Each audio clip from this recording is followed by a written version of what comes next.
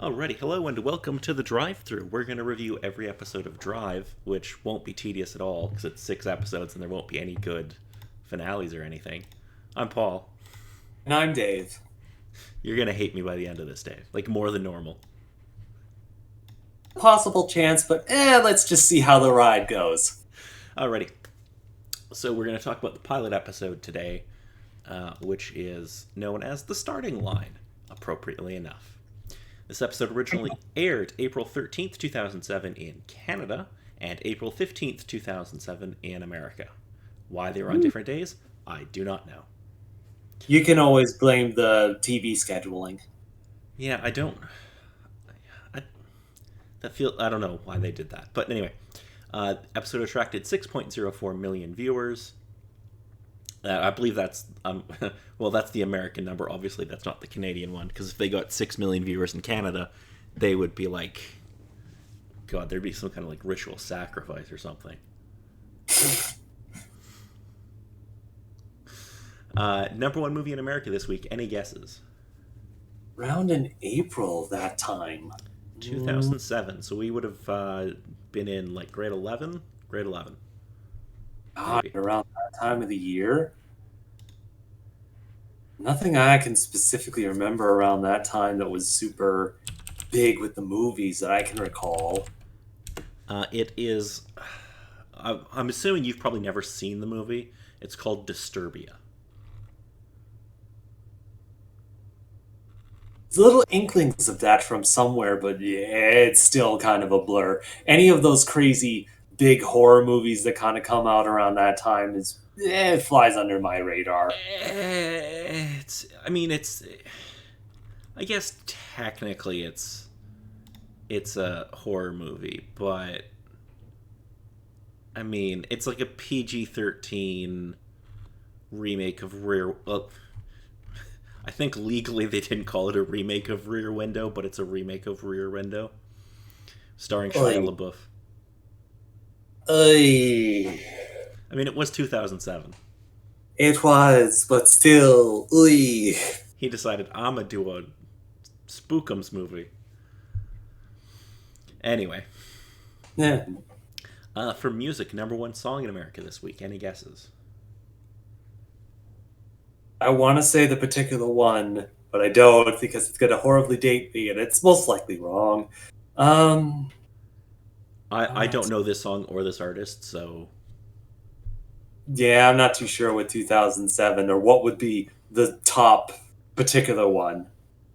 it's a song called "Don't Matter" by, I think it's pronounced Akon, Akon. I don't know. Uh, it don't matter. Yeah, not ringing any bells at all. Yeah, It's not quite that one particular year. Dear God, that one particular year. alrighty. And finally, what were we all playing in terms of video games around this time? Oh, Dave, this was a hell of a this was a hell of a year. Oh, 2007. So I'm gonna just list the major titles that had come out already this year. Mm-hmm. Okay, Yeah, so we're yeah. gonna go up to January here. So January, we've got Phoenix Wright, Ace Attorney, Justice for All. Ah, yes. WarioWare, Smooth Moves. Yeah. Oh, yeah, that's understandable. All the party bits with that stuff there. Mostly was Uh, just myself. Anyways. World of Warcraft, The Burning Crusade. Oh, they were not prepared, just like we are now. We were not prepared. Diddy Kong Racing DS. They tried, but sadly they couldn't bother bringing him back. Final Fantasy VI Advance. Ah, yes, introducing a whole bunch of people to the great classic. Um, what other ones?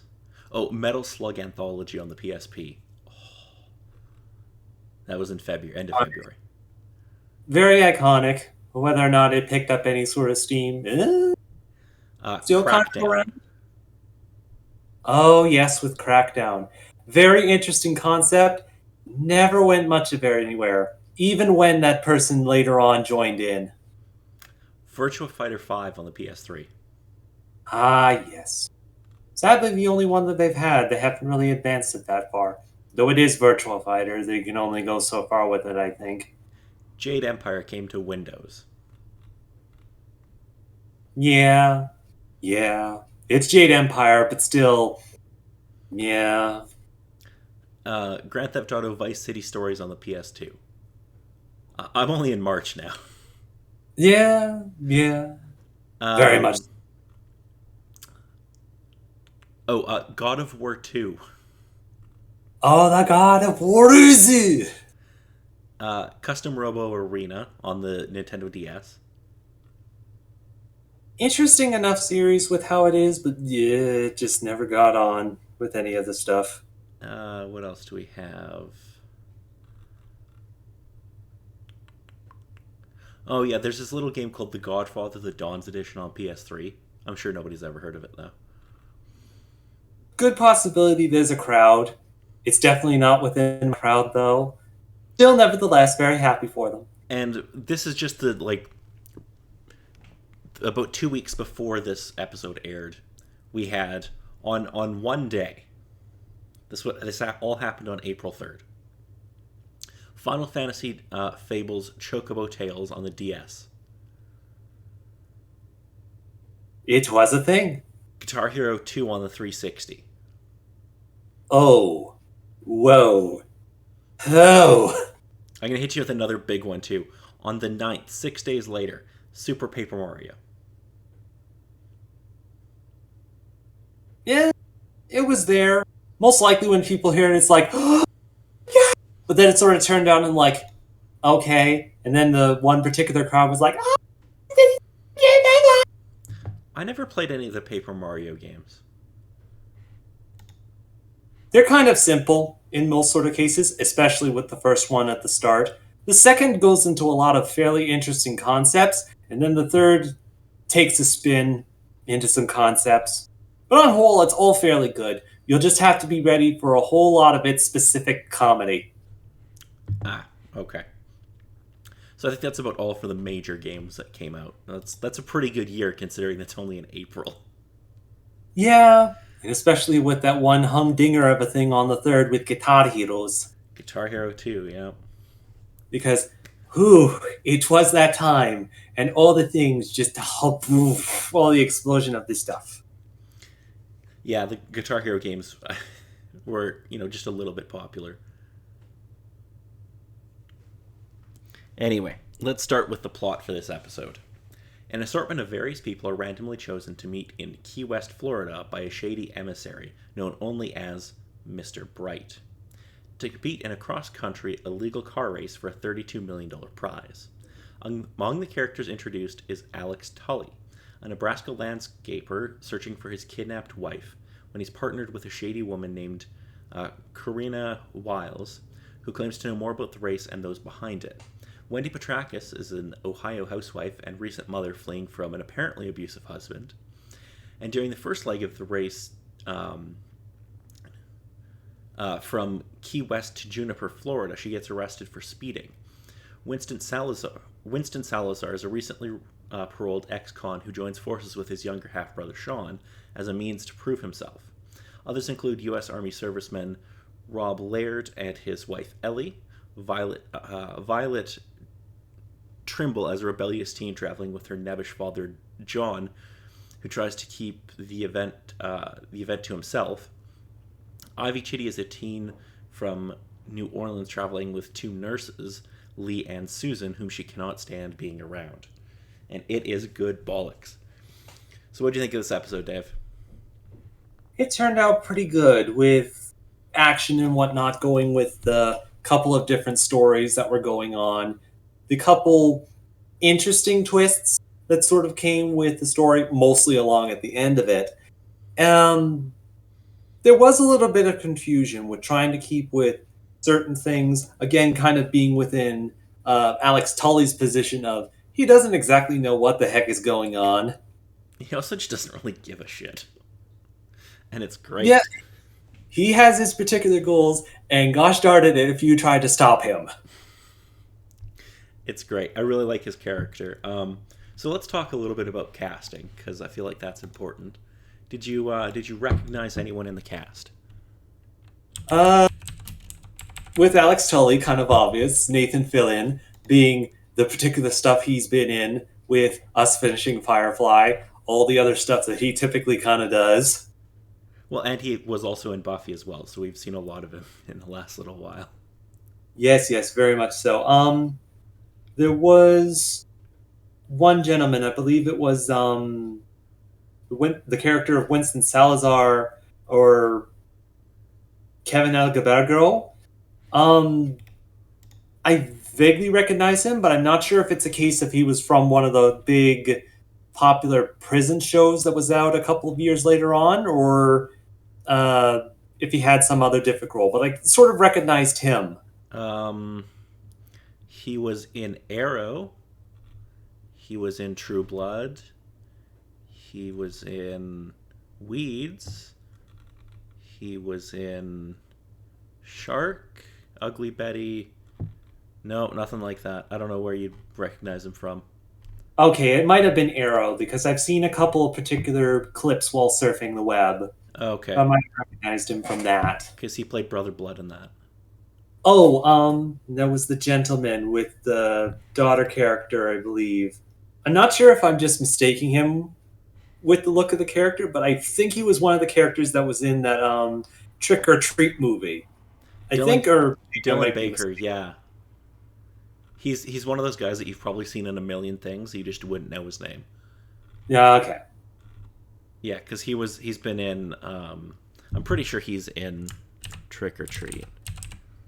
Yeah, he's in Trick or Treat, but I mean, to my mind, he's more well known for like maybe like Blind Spot or Homeland or The Americans.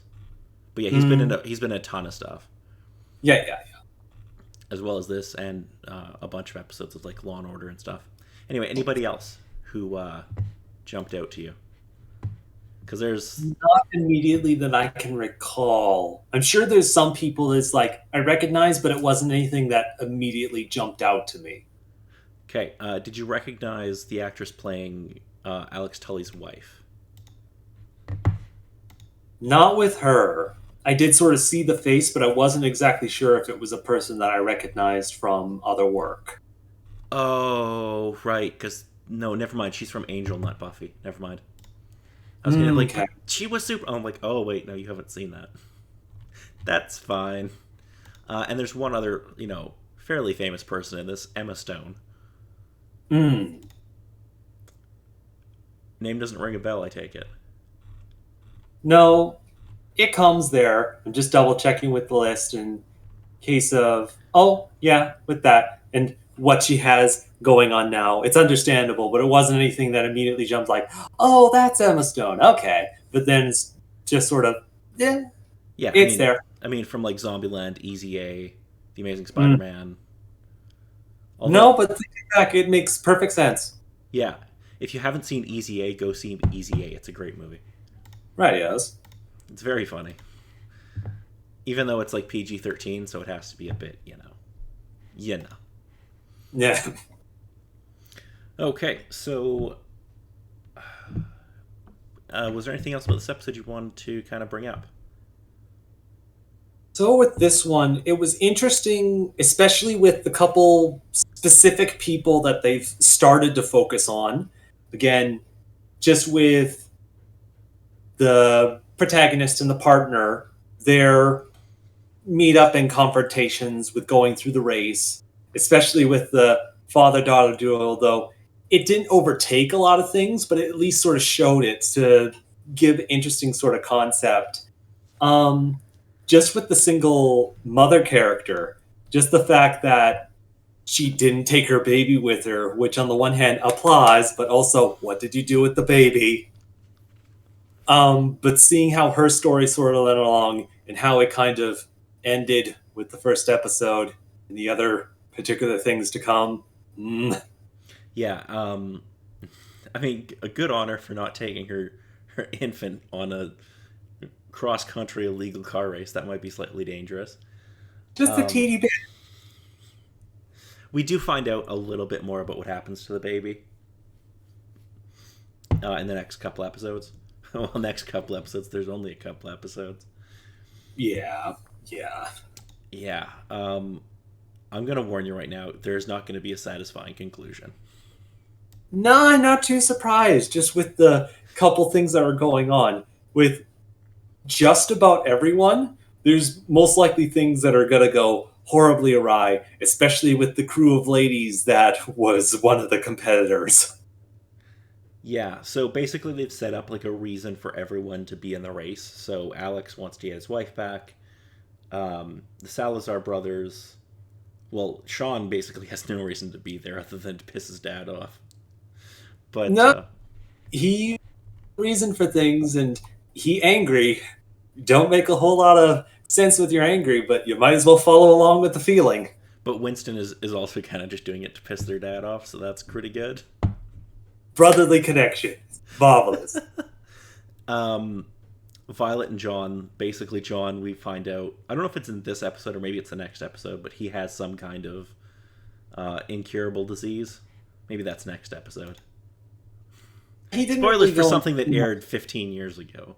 Deal with it. Nah, it didn't really go that much within the episode of what the particular issue was. Like at the most, I figured it was the case of, oh, the daughter's going through college, they maybe supposedly need money, but yeah, life-threatening disease, that would probably range high up on the list. I think she's supposed to be like 17 at this, so she's just finishing high school. Mm-hmm. So yeah, I mean, 32 million probably help out. And who else is there? Obviously, Wendy Petrakis, the mom, obviously needs money to get away from her allegedly abusive husband. And then we also have the army dude. The army dude is terrible. I don't know. Just to be sure I got this right. Was this the gentleman that was racing with the girl? Oh yes, it was the girlfriend, but he had the trucker radio to trap the trio with all the trucks and whatnot. He's the one driving the Trans Am, yeah. Okay. Yeah, he's just kind of annoying. Yeah, I think the one particular story that I'm intrigued about, like, they showed a couple snippets of it and the surprise at the end, but they didn't really go into too much detail, is the old couple that's taking part of this race. It's like, oh man. Oh, I love that. There's like these two like 70-year-olds. Like, what particular reason do they have to go into it, aside from the thrills? Yeah, no, that's really good. I also love how Alex Tully is driving like this 1972 Ford F100. Well, he tried for the other one, but he did try to get like, I think it was a Dodge Challenger or something, but he's stuck in this 70s truck and it's great. Yeah, with one light out, you might want to get that fixed. I also love how somebody, I think it's in this episode, somebody tries to run him off the road with like a modern like sports car, and I'm like, buddy, don't, no. Honey, that's just going to dent your own vehicle. That truck is like 100% steel. Your little fucking much safer, more reasonable vehicle will not do anything to it. Mm-hmm. It's a good show, and I think it's a fun pilot. And then at the end of the first episode, Wendy Petrakis, the lady who's recent mother, she comes in last, and she is told that for the next leg of the race will be an elimination round. And she is given a gun and a picture of someone that she will have to eliminate from the race. Mm. Dun, dun, dun. Very much so, but I think the thought is, sure, last player got it. Who else got some of it? Because sure, elimination round. How long does this race supposedly last with what they supposedly had in mind and all the particular racing stuff that was going to go on? Well, I mean, they're in Florida, so I'm assuming they're going to have to end up in, like, Calgary. Yeah, that's where they're going to go. Up to Canada. Damn right. Get the border crossing involved. Either to, like, California or maybe, like, Washington State. So they're going cross-country, so... Yeah, it makes sense. But still, just with the amount that they had there, how much of an elimination round or how many elimination rounds yeah, did exactly. they have? We gotta thin the herd out a bit here. Mm-hmm. So, do you have anything else you want to say about this episode there, Dave? I'm definitely intrigued to see how it will go. things are probably not going to end up swimmingly for a couple of people, but I am still intrigued to see what sort of car wreck it's supposedly going to happen. It's going to be a thing. Mm. It certainly will. Until next time, I'm Paul. And I'm Dave.